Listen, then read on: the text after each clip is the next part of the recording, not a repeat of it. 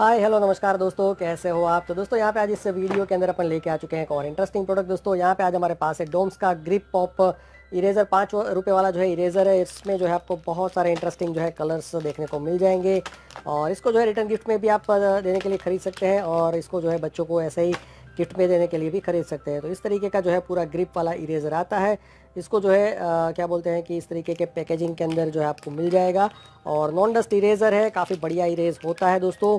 और यहाँ पे जो है टायर इरेज़र के बाद में मुझे लगता है कि ये जो है हाईएस्ट सेलिंग डोम्स का जो है प्रोडक्ट है। तो इसको आप ज़रूर ट्राई करिए और अपने अनुभव कमेंट में शेयर करिए। Thank you.